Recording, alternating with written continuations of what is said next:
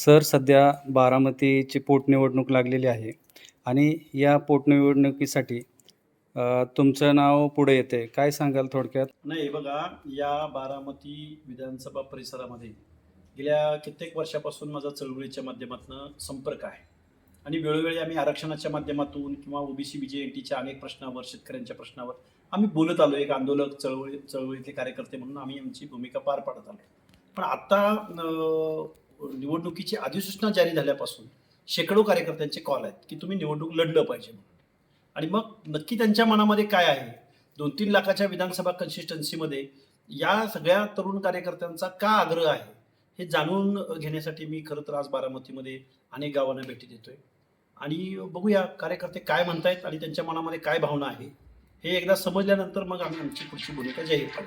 बारामतीमध्ये जे उपजिल्हा रुग्णालय आहे, त्याच्या नावावरून 2 मतप्रवाह समाजामध्ये निर्माण झाले.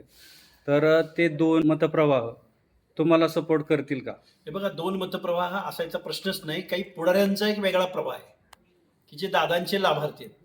मुळात आमचं म्हणणं असं आहे की मातोश्री अहिल्यादेवी होळकर या थोर विभूती आहेत. या देशामध्ये गावच्या सरपंच पदापासून ते राष्ट्रपती पदापर्यंत 300वा अहिल्यादेवी होळकरांचा जन्म महोत्सव देशभरात साजरा केला. त्यावेळी तत्कालीन मुख्यमंत्री एकनाथराव शिंदे साहेबांनी बारामती वैद्यकीय महाविद्यालय आणि सर्वोपचार रुग्णालय याला मातोश्री अहिल्यादेवी होळकरांचं जे.आर. काढून नामकरण केलेलं आहे.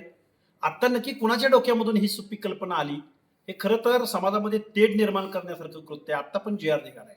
मग अहिल्यादेवी होळकरांची कमान काढून तिथं तुम्ही अजितदादांचं नाव लावणार आहात का?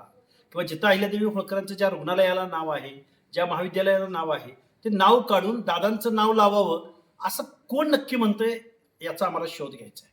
त्यामुळे 2 प्रवाह वगैरे नाही. मातोश्री अहिल्यादेवी होळकर असतील, छत्रपती शिवाजी महाराज असतील, डॉक्टर बाबासाहेब आंबेडकर असतील, ही महाविभूती आहेत. त्यांच्या नावांच्या बाबतीमध्ये छेडछाड करायचा अधिकार शासनाला कुणी दिला आणि या कार्यकर्त्यांना, पदाधिकाऱ्यांना कुणी दिला आणि त्याच्यामध्ये 2 मतप्रवाह असण्याचं काही कारण नाही. इथल्या सर्व बांधवांच्या मनामध्ये एक खूप मोठा रोष आहे आणि हे आहेच. ओबीसींच्या आरक्षणासंदर्भात रोष आहे, जिरायती भागातल्या पाण्याचा प्रश्न आहे, ऊस उत्पादक लोकांचा प्रश्न आहे. प्रश्न अनेक आहेत, पण त्या सर्वसामान्य माणसांच्या प्रश्नावरती आपल्याला काम करता आलं पाहिजे, बोलता आलं पाहिजे. या दृष्टिकोनातून मी कार्यकर्त्यांची काय भावना आहे ती जाणून घेण्याचा प्रयत्न करतो.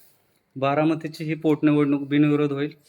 नाही, हे बघा, लोकशाहीमध्ये निवडणुका बिनविरोध होणं म्हणजे लोकशाहीला त्यात धोकादायक आहे. आम्ही एक आंदोलक म्हणून आम्हाला संविधान जेवढं कळालं, सर्वसामान्य माणसांच्या हिताचे प्रश्न निवडणुकीच्या माध्यमातून कसे मांडता येतात, त्याला वाचा कशी फोडता येते, जनतेच्या दरबारात दाद कशी मागता येते, हे सर्व लोकशाहीमध्ये निवडणूक हा उत्सव आहे लोकशाहीमधला. आणि मग निवडणूक जर होणार नसेल, बिनविरोध होणार असेल, तर मला वाटतंय मग लोकशाहीला कुठेतरी धोका आहे, हे मी तुमच्यासमोर जबाबदारीनं बोलेन. ठीक आहे. ओके. थँक्यू.